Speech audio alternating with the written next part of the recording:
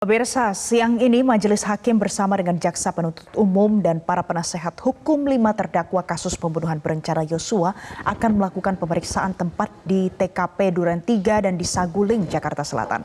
Kegiatan ini merupakan permintaan penasehat hukum Ferdy Sambo.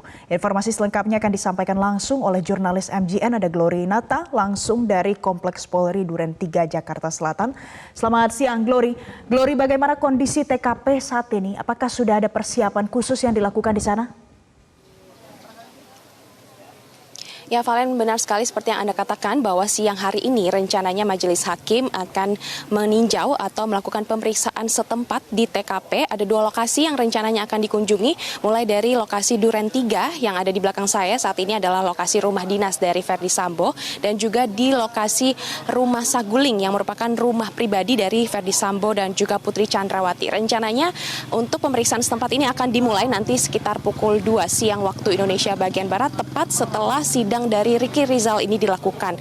Dan yang akan hadir rencananya ada 3 kubu, mulai dari Majelis Hakim, kemudian kuasa hukum, ke-5 terdakwa, dan juga jaksa penuntut umum. Dan perlu digarisbawahi di sini bahwa memang pemeriksaan setempat ini awalnya adalah permintaan dari kuasa hukum Ferdy Sambo dan juga Putri Chandrawati. Namun dari pihak hakim menjamin bahwa nanti pada saat pemeriksaan setempat ini dilakukan tidak ada sesi pembuktian, melainkan Majelis Hakim hanya ingin melihat gambaran situasi kondisi di lokasi atau di TKP, dan juga ingin melihat bagaimana gambaran yang sudah dijelaskan oleh saksi ahli dan juga bagaimana gambaran yang sudah dijelaskan jaksa penuntut umum dalam dakwaannya.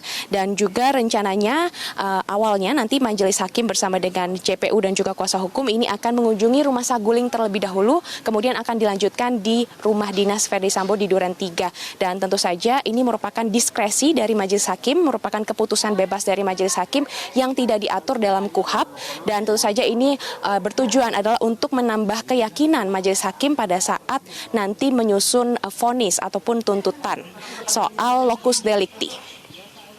Dan Valen dan juga pemirsa, saat ini saya ingin menjelaskan untuk pembahasan yang diprediksi akan dibahas dalam nanti pemeriksaan setempat, yang mana adalah terkait dengan sarung tangan hitam. Yang mana di sini sarung tangan hitam masih terus menjadi teka-teki karena beberapa waktu lalu ini sudah terungkap juga di persidangan. Salah satu ajudan dari Ferdy Sambo ini mengungkap bahwa ia melihat Ferdy Sambo memakai sarung tangan hitam tersebut, sehingga sarung tangan hitam ini menjadi bukti kunci yang nantinya bisa membuktikan apakah benar-benar Ferdy Sambo merencanakan pembunuhan terhadap Brigadir Joshua. Dan saya akan mengajak Anda untuk melihat salah satu titik atau salah satu lokasi yang rencananya atau diprediksi akan dibahas dalam proses pemeriksaan setempat. Ini adalah saat ini saya berdiri di depan dari rumah dinas Ferdy Sambo, dan di titik ini adalah momen saat Ferdy Sambo tertangkap kamera CCTV turun dari mobil berwarna hitam. Dan di sini Ferdy Sambo turun, kemudian disambut oleh ajudannya yang bernama Adzan Romer. Dan terlihat pemirsa untuk CCTV yang ada di seberang dari rumah dinas Ferdy Sambo ini terpasang di atas gapura, tepatnya di posko keamanan yang ada di seberang dari rumah dinas Duren 3. Dan tentu saja CCTV tersebut menangkap seluruh kegiatan yang berada di seberang dari CCTV tersebut, yang yakni di sebelah depan saya ini ada pintu samping masuk dari rumah dinas Ferdy Sambo, yang mana ini dipakai Ferdy Sambo pada saat hendak masuk ke rumah dinas tersebut. Dan memang seperti yang saya katakan tadi, salah satu ajudan Ferdy Sambo, Adzan Romer, dalam pengakuannya ini mengaku ia melihat Ferdy Sambo mengenakan sarung tangan hitam pada saat turun dari mobil hitam dan pada saat masuk menuju ke rumah dinas di Duren 3. Dan namun sayangnya pada saat Ferdy Sambo mengenakan sarung tangan hitam tersebut tidak terekam oleh CCTV, karena pada saat yang terekam adalah pada saat Adzan Romer ini berlari menuju ke Ferdy Sambo pada saat mobil Ferdy Sambo tiba.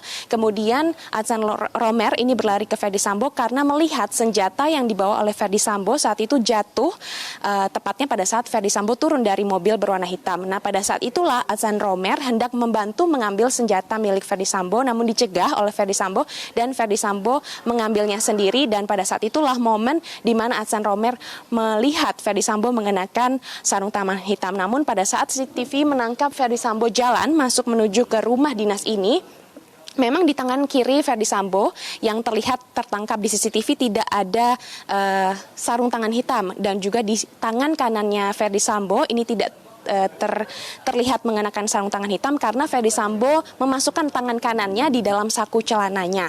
Dan tentu saja insiden senjata yang jatuh dari Ferdy Sambo ini juga tidak terekam oleh CCTV karena tertutup atau terhalangi mobil hitam. Dan sekali lagi untuk penggunaan dan juga penggunaan sarung tangan hitam ini tentu saja harus dibuktikan karena ini bisa membuktikan penggambaran bagian dari persiapan Ferdy Sambo untuk mengeksekusi Brigadir Joshua. Dan selain Adnan Romer, kesaksian dari Richard Eliezer ini juga mengaku telah melihat Ferdy Sambo mengenakan sarung tangan hitam tersebut pada saat di dalam rumah dinas yang menjadi TKP atau tempat dieksekusinya Brigadir Joshua. Dan saat ini saya berada di depan dari rumah dinas Ferdy Sambo, di pintu sampingnya maksud saya.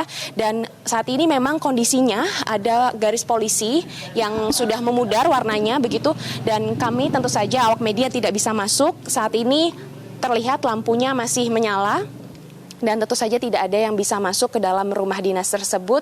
Dan rencananya nanti sekitar pukul 2, yakni sekitar 1 jam dari sekarang, ini majelis hakim, kemudian JPU dan kuasa hukum akan meninjau tempat ini, akan melihat bagaimana kronologisnya, mulai dari versi dakwaan dari JPU ataupun versi dari kuasa hukum dan juga saksi-saksi ahli. Kita akan tunggu bersama nanti apa saja yang akan dibahas dalam sesi pemeriksaan setempat yang nanti siang akan dilakukan. Valen. Baik, terima kasih Glorinata untuk informasi Anda langsung dari kawasan Duren 3, Jakarta Selatan.